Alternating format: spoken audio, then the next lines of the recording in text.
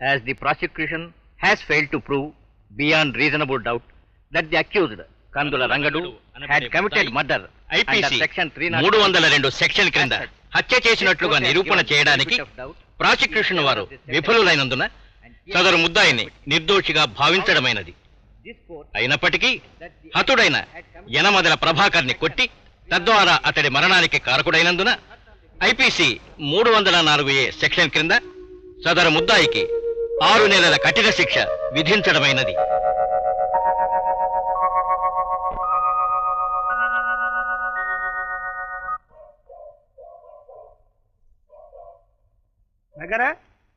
మిమ్మల్ని ఎవరు నాయనా మీ మొహాలు మండ? మా మొఖాలు కాదు, ఒక్కటిస్తే నీ మొహమే మండుద్ది. ఎవరు ఇంట్లో కట్టేసుకోవాలి కానీ ఈదిలో వదిలేస్తావా? ఇంట్లో కట్టుకోవడానికి అదేం ఎలక పిల్ల నాయనా? అది పట్టేంత ఇల్లే ఉంటే ఈ పాకలో ఎందుకు పట్టేస్తాను మీ మొహాలు మండ? ఏం చేసింది అది? నా కళ్ళు పాకలో సరిపడి కళ్ళంతా తాగేసింది. ఊరు మొత్తం మీద ఒక్క సొక్కనేది ఇప్పుడు ఎట్టా? నేను డ్యూటీ ఎట్టా ఎక్కాల? జవాబు చెప్పుకో. కళ్ళు తాగిందా దీని మొహం మండ? అమ్మా, నాకు గంజి లేకుండా చేసి ఇది కళ్ళు తాగిందా? ముందు 2 వందలు కక్కో కక్కో. ఇప్పుడు కక్కితే రక్తం వస్తుంది నాయనా, డబ్బు రాదు. మరి నా డ్యూటీ మాట ఏంటి? అయ్యా, మీ ఇద్దరికి 2 దండాలు. మొగుడే ఉంటే మంగలెందుకని 200 ఉంటే నీరసంగా ఎందుకు పడుంటాను? మీకు 200 కావాలంటే ఏమిటి, ఇది వరకు నేను రాసిన 200 పాటలు ఇచ్చుకుంటాను, తీసుకుపోండి. పాటలా? సర్లే, దాని తోక వెంట్రుకలు కత్తిరించిపో, అమ్ముకుని డబ్బు చేసుకుంటా. అలాగా నాయనా, దీని వెంట్రుకల వల్ల ఆ మాత్రం ఉపయోగం ఉందని ఇప్పుడే తెలిసింది. రేపిచ్చుకుంటాను. మరి నా డ్యూటీ మాట ఏంటి? అది నేను చూస్తలే, మాట చెప్తా. అయ్యోళ్ళు నన్ను డ్యూటీ ఎక్కిందకు పోయావు, నీ రక్తం తాగుతా. మొత్తం కళ్ళంతా తాగావు కదే దొంగ పీరుగా నిన్ను.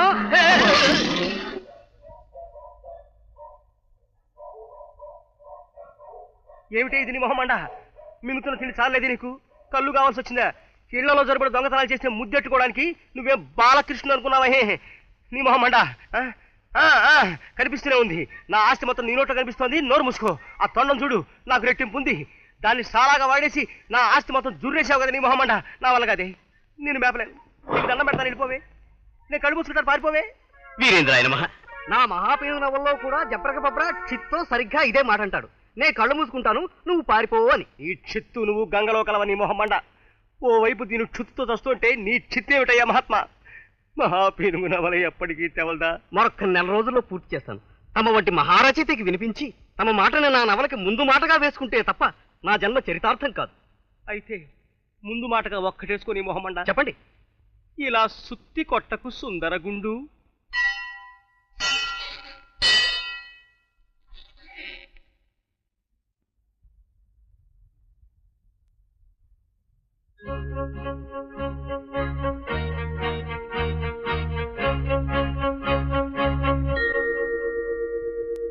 ఎవరు?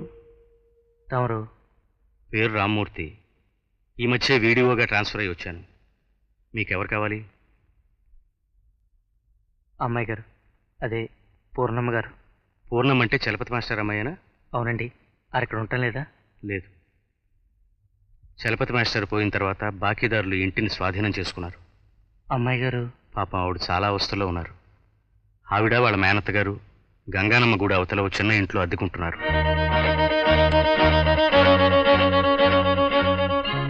ఏమండి, పూర్ణమ్మ గారు ఇల్లు ఎక్కడండి? అదిగో అదే.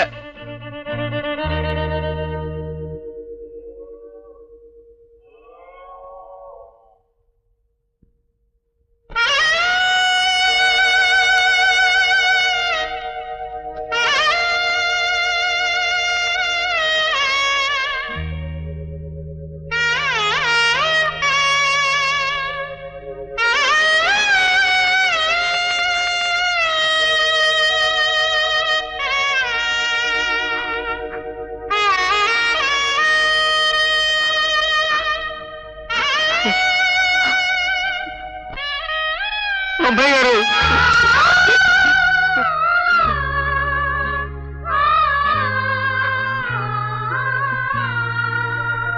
ఏంటైనా ఇక్కడ కూడా వచ్చావా? దాని బతుకులో ఇంకా ఏం సుఖం మిగిలిపోయిందని దోచుకోవడానికి వచ్చావు. నీ దయ వల్ల పిల్ల 16 ఏళ్లకే పండు ముసలదైపోయింది. నీ ధర్మమాని ముక్కు పచ్చలారకుండానే ముద్దు ముచ్చట్లకు దూరం అయిపోయింది. అంత మాట అనకండి అమ్మా. ఊళ్ళో అందరి తల్లు చేతులకి గాజులేసేవాడిని. నేను కావాలన్న అమ్మాయి గారి గాజులు పగలగొట్టి బొట్టు తెరిపేస్తానమ్మా. అమ్మా, ఎంత రాక్షసైనా అమ్మోని మెడలో నుంచి పసుపు తాడు లాగాడమ్మా, లాగాడు. అమ్మాయి గారు,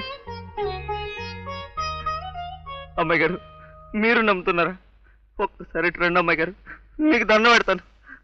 నాకేసి చూసి చెప్పండి అమ్మాయి గారు. నేను తవరి కావాలని చేయకపోయినా కారకుడు నువ్వే అయ్యావు కదా.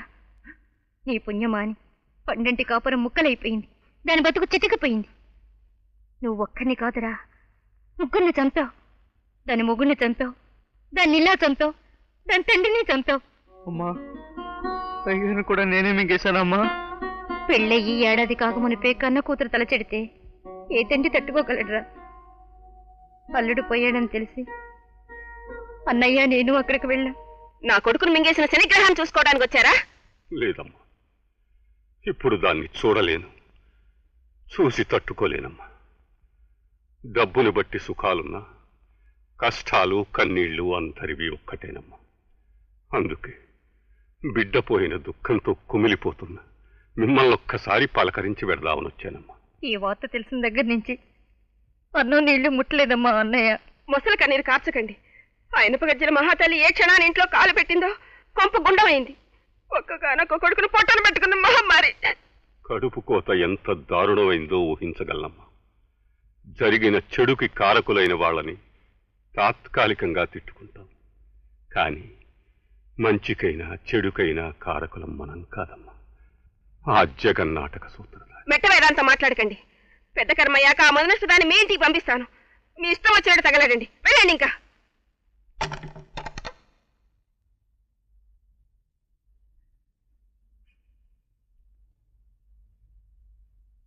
నాన్నా,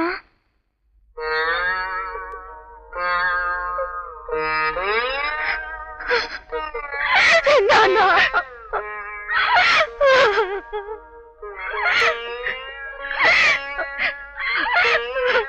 ఊరుకో అమ్మా, ఊరుకో అత్తయ్య.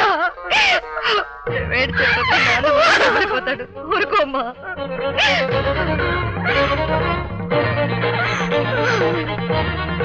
అన్నయ్య, అన్నయ్య, నాన్న, నాన్న,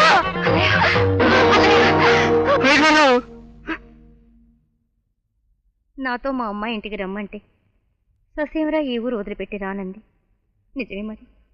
తన వయసు పిల్లలంతా తల్లులై అమ్మ తల్లులా కాపురం చేసుకుంటూ ఉంటే వాళ్ళ మధ్య ఎలా ఉండగలదు? దీన్న ఇక్కడ ఒంటరిగా ఉంచలేక నేను దీంతో పాటు ఇక్కడే. వెళ్ళరా, వెళ్ళు, వెళ్ళిపో. అమ్మగారు, అమ్మాయి గారితో ఒక్కసారి మాట్లాడి వెళ్ళిపోతానమ్మా. ఏం మాట్లాడతావు? పదే పదే చెప్పుకోవడానికి గొప్ప శుభం జరిగిందనా? ఏడ్చేడ్చి దాని కళ్ళలో నీళ్ళు ఇంకిపోయాయిరా. దాని గుండె ఎరిసిపోయింది. మళ్ళీ దాన్ని ఏడిపించుకు, వెళ్ళు. అది నిజంగా మనశ్శాంతితో బతకాలని నీకుంటే మళ్ళీ దానికి కనిపించుకు, వెళ్ళిపోరా, వెళ్ళు.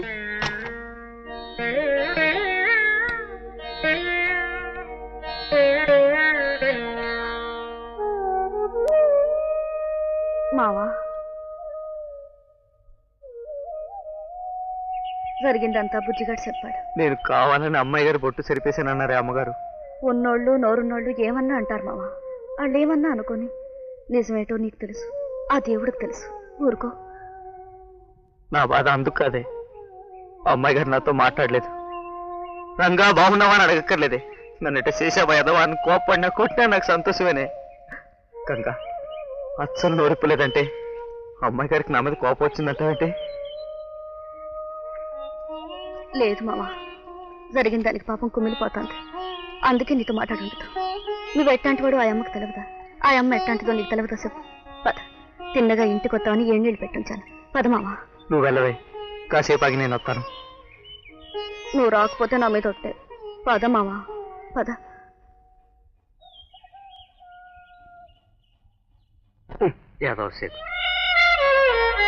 ఏమిట్రోయ్, కొత్త సైకిల్ కొన్నావేటి? అవునరా, ఇందాకే పట్నం నుంచి తెచ్చా. అమ్మోరు గుళ్ళో పూజ చేయించి ఎత్తనాను. బాగుందిరా.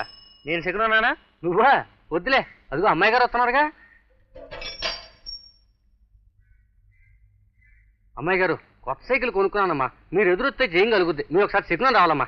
అలాగే.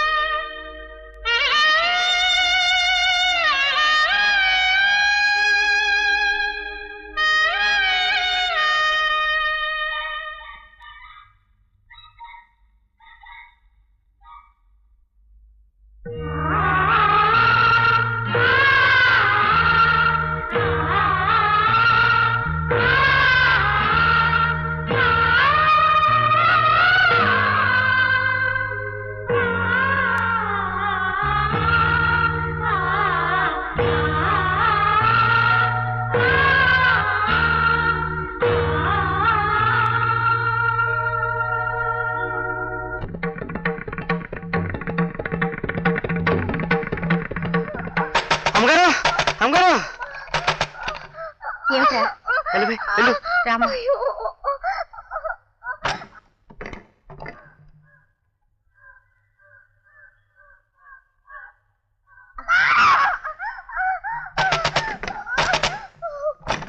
ఏంటి ఎట్టగుంది పెద్ద రెప్పులు వస్తున్నాయి, కాసేపట్లో కానిపోయిపోద్ది.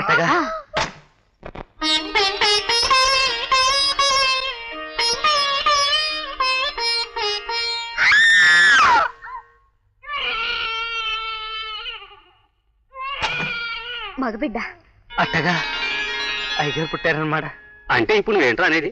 అలా అన్న దాంట్లో తప్పెట్టుందండి. సత్యమామ, పూర్ణిమ గారు మన ఊరు ఆడపడుచు. ఆ అమ్మ ఎటువంటితో మ్యాటర్ ఎటువంటి వారో మనందరికీ తెలుసు. మీ పిల్లలకు చదువు చెప్పిన మ్యాటర్ కూతురు ఇప్పుడు కట్టాల్లో ఉంటే సాయం చేయడం మీ బాధ్యత కదా. ఏం చేయమంటారో మమ్మల్ని ఇప్పుడు?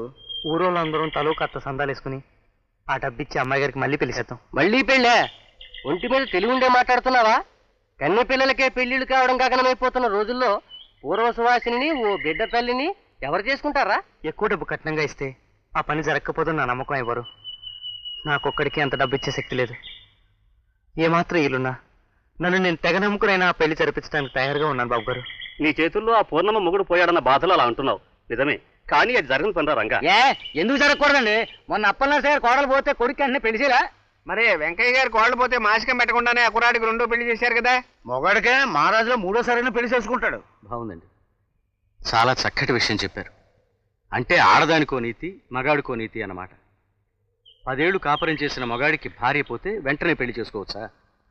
6 నెలలు కూడా నిండుగా కాపురం చేయని 16 ఏళ్ల పిల్లకి విధివశాత్తున భర్త పోతే ఆవిడ జీవితాంతం అలాగే కూలిపోవాలా?